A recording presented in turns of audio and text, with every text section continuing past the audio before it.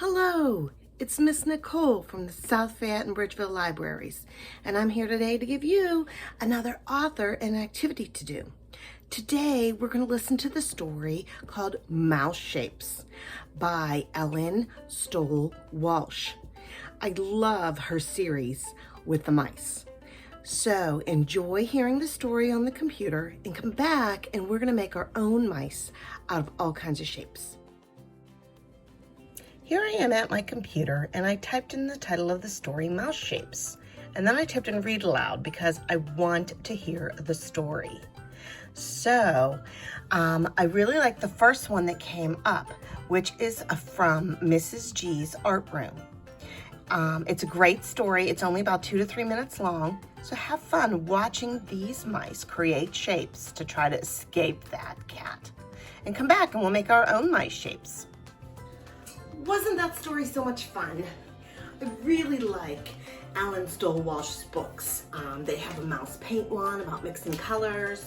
And of course, they're always trying to get away from that white cat. So using shapes and talking about shapes with your child is great because shapes help make up letters and numbers and are used to make basic drawings.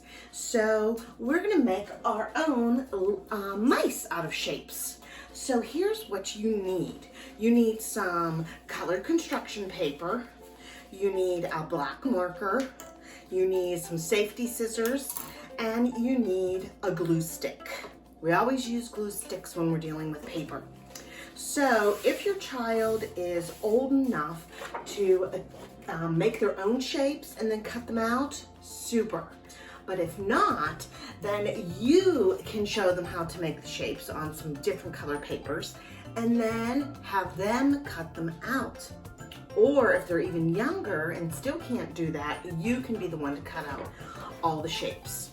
So I have different shapes. I just used 3 colors because I'm just showing you, but maybe you have other colors and you want to make them even more colorful. But you want to start with a circle for the body. So I'm going to pick out a big circle. Since I used red here, I'm going to make this one blue. And a triangle for his head. So I'm going to look and see if I have a big triangle. I do have a big red one, but I think I like this bigger green one. So what you want to do is you want to twist off the lid of your glue and put a little at the top of your circle so that you can put on his head. Now, of course, mice need those nice big ears. So I'm going to look and see if I have any big circles I cut out, not, this big. Looks like I've got some that are a pretty good size blue. So I'm going to put a little on one corner of the triangle and on the other. He's almost ready. So I want to make his eyes. So I'm going to find 2 little circles I cut out. I've got some red ones here. And I need his feet.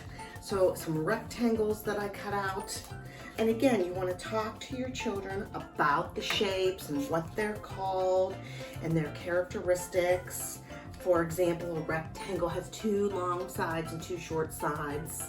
I don't have any squares here, but I did use squares on something else for the eyes. And I want to add some arms. So I'm going to get 2 other rectangles that I have. Oh, I like these green ones. And I'm going to put them on. All right, now you could leave it like that, but I like to add the pupils of the eyes with my black marker and his little nose and whiskers. And here he is. He's all done. So you could have these up on your refrigerator or on the window and talk about the different shapes that make them. You could ask your little one to point to the circles and tell you what color they are. Also though, another way to do art and then not have it hanging around is to use felt boards. So I just used a piece of cardboard and 1 piece of felt on it. I glued it on with, I used liquid glue. That works better for fabric. And then remember, we cut out shapes for some other stories that we did.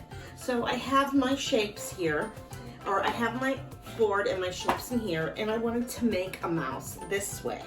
So again, I used the same types of shapes that I did for my paper, except my eyes. I didn't have any tiny circles, but I did have tiny squares.